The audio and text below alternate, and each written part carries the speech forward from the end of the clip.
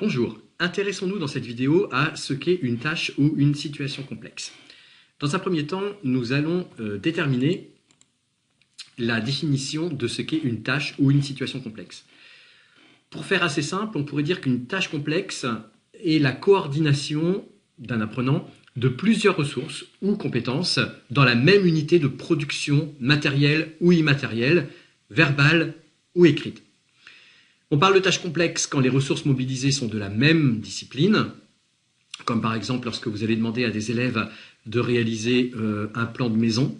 Dans ce cas, on peut estimer que les enfants ne vont mobiliser des compétences que de la discipline mathématique. Par contre, on va parler de situations complexes quand les ressources mobilisées appartiennent à plusieurs disciplines. Par exemple, quand vous demandez à un enfant de réaliser une frise chronologique, alors il y a de fortes chances que vous puissiez évaluer des compétences qui sont des compétences mathématiques, mais aussi des compétences d'histoire. Dans certaines disciplines, on parle aussi de tâches finales, comme par exemple dans les langues. On parlera aussi en mathématiques quelquefois de situation à prise d'initiative. Cette expression situation à prise d'initiative montre une des caractéristiques bien sûr de la tâche complexe, puisque on va demander aux enfants de comprendre ou de savoir quelles ressources il faut qu'ils mobilisent dans une situation nouvelle qui sera la situation tâche complexe. On parle aussi de situation de production. Alors, quelles sont les caractéristiques d'une tâche complexe? On peut identifier 5 caractéristiques. D'abord, la tâche complexe doit être opérationnelle et elle doit faire sens. C'est-à-dire que les élèves savent à quoi va servir la tâche complexe, en quoi est-ce qu'elle a un lien avec la vie quotidienne, ou en quoi est-ce qu'elle me permet de mieux comprendre le monde ou de mieux me comprendre. Donc ce n'est pas toujours quelque chose qui est utilitaire, c'est pas toujours quelque chose dans ce sens où ce n'est pas forcément toujours quelque chose qui est ancré dans la vie quotidienne. Ça peut être aussi une tâche complexe pour soit mieux comprendre une discipline, soit mieux me comprendre moi en tant que personne, soit mieux comprendre le monde. La deuxième caractéristique, c'est qu'elle doit avoir une fonction pédagogique. C'est-à-dire que sa mise en œuvre sert d'une quelconque manière les apprentissages. Alors, il y a 3 fonctions possibles d'une tâche complexe.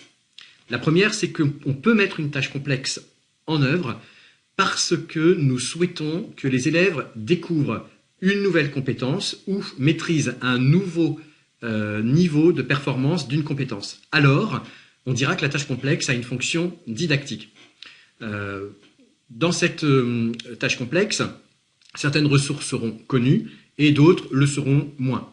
Donc, par exemple, si vous demandez à des élèves de réaliser un château, par exemple, ou l'architecture d'un château, peut-être connaîtront-ils la symétrie, peut-être connaîtront-ils faire des angles droits ou des parallèles, mais peut-être ne connaîtront-ils pas la réduction ou l'agrandissement si vous voulez que le château soit à l'échelle.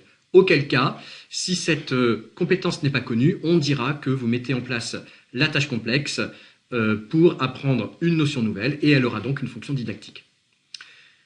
Elle peut aussi avoir une fonction d'intégration. On peut parler aussi de fonction de réinvestissement. Auquel cas, si je reprends l'idée de la construction de mon château ou dessiner un château par exemple, vous avez bien compris qu'il y a des compétences qui sont déjà là, qui sont déjà maîtrisées parce qu'elles ont été vues dans d'autres tâches complexes et auquel cas, ces compétences sont réutilisées, réinvesties. Alors, la tâche complexe aura une fonction d'intégration. Enfin, la tâche complexe peut avoir une fonction d'évaluation et ou de validation. C'est-à-dire que vous allez profiter de la mise en œuvre d'une tâche complexe en classe pour valider une ou des compétences des élèves. Les 3 fonctions ne s'excluent pas, elles peuvent être prises en charge en tout cas dans le même temps, c'est-à-dire que pour une même tâche complexe, certaines compétences seront nouvelles, auquel cas la tâche complexe aura une fonction didactique, mais certaines compétences seront peut-être déjà vues, auquel cas elle aura aussi une fonction d'intégration, et parmi ces compétences qui auront été vues, peut-être que c'est la preuve, la énième preuve, qui permettra de valider ces quelques compétences. Troisième caractéristique. Lorsque l'on formule une tâche complexe, lorsqu'on la construit, lorsqu'on la transmet, elle doit porter en elle les niveaux de performance des compétences travaillées. C'est-à-dire que l'apprenant doit savoir, par contrat, jusqu'où il doit aller pour être satisfait de la réalisation de sa tâche, ou pour que vous, l'enseignant, soyez satisfait de la réalisation de la tâche. Pour dire les choses autrement, il faudrait, lorsque l'on conçoit une tâche complexe, que les élèves sachent jusqu'où aller pour avoir 20 sur 20. C'est une espèce de contractualisation qui permet d'identifier les niveaux de performance de chacune des compétences travaillées dans la tâche complexe. Et ça, il faut le dire en amont pour que les élèves sachent jusqu'où aller et jusqu'où fournir un effort pour être validés ou évalués positivement. Une caractéristique qui me semble, moi, très importante, c'est qu'une tâche complexe débouche sur une production la plus personnalisée possible. Alors, d'abord, il faut nuancer, c'est bien la plus personnalisée possible. Il y a des situations pour lesquelles la production est difficilement la plus personnalisée possible. Par exemple, lorsqu'on demande à des élèves de suivre un programme de construction pour faire une forme géométrique, ou lorsque l'on fait une dictée négociée, évidemment, les productions vont être assez uniformisées. Par contre, ce qui va être personnalisé, ça va être la démarche pour parvenir au résultat. Et ça, c'est une caractéristique importante qui peut guider la réalisation d'une tâche complexe assez aisément. Et enfin, une cinquième caractéristique de la tâche complexe, la plupart du temps, la tâche complexe est formulée en termes de consigne. Voilà, une véritable consigne et non une question déguisée. Par exemple, si vous travaillez sur le système solaire, si vous ne travaillez pas en tâche complexe, vous allez avoir tendance à poser un certain nombre de questions sur le système solaire et demander aux élèves de trouver les réponses dans des documents.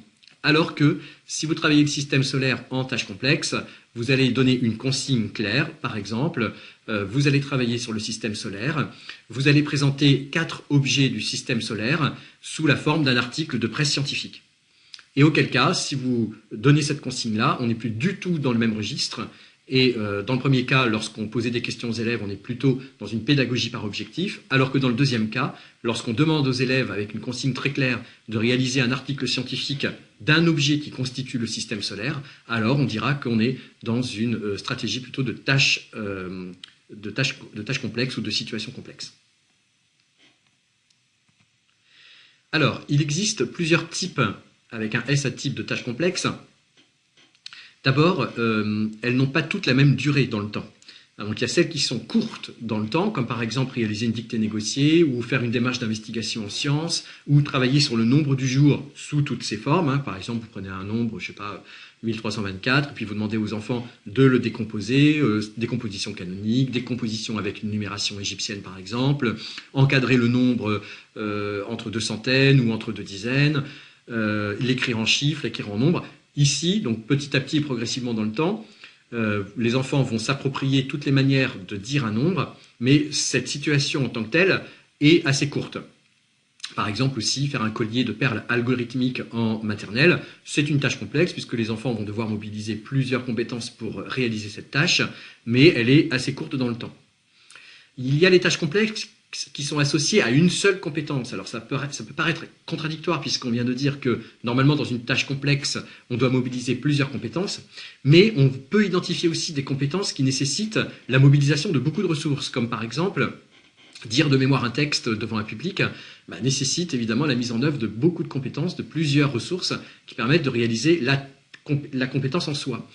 Savoir lire en CP, eh bien, c'est l'accumulation de beaucoup de savoirs et la coordination de beaucoup de ressources pour pouvoir enfin lire par exemple en CP, mais aussi en C20. Calculer de manière réfléchie les tables de multiplication ou d'addition sont aussi des situations où, en définitive, on va évaluer en soi une compétence, mais nous allons pouvoir aussi identifier plusieurs ressources pour réussir cette compétence.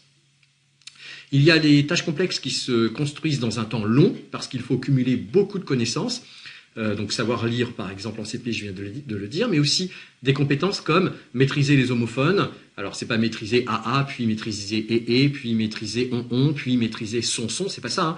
C'est maîtriser l'ensemble de ces homophones dans une tâche complexe type production d'écrit. Maîtriser aussi les différents modes de conjugaison, maîtriser les différentes techniques opératoires. Donc ça va se développer sur un temps très long, quelques mois, hein, avant de pouvoir dire si l'enfant maîtrise la compétence et le niveau de performance qui est associé. Ou alors, les tâches complexes peuvent être longues parce que elles vont être proches de ce qu'on appelle un projet, bien que ce ne soit pas un projet, hein, mais les élèves vont par exemple s'engager dans la maquette, par exemple, d'une maison ou de l'école, ou fabriquer une poésie, ou fabriquer encore un journal de l'école. Donc on sait très bien que ces situations qui sont autant de tâches complexes nécessitent 5, 6, 7, peut-être 8 heures de travail pour arriver à un résultat. Et auquel cas, donc, la tâche complexe se développera sur un temps long, plusieurs heures. D'autres, encore une fois, je l'ai dit, se développeront sur plusieurs mois, tandis que d'autres se développeront simplement sur une dizaine, une quinzaine de minutes, mais qui seront répétées dans le temps, et les niveaux de performance dans le temps seront toujours de plus en plus hauts, et ce qui permettra, au bout du compte et après plusieurs mois, de valider la compétence en question. Merci.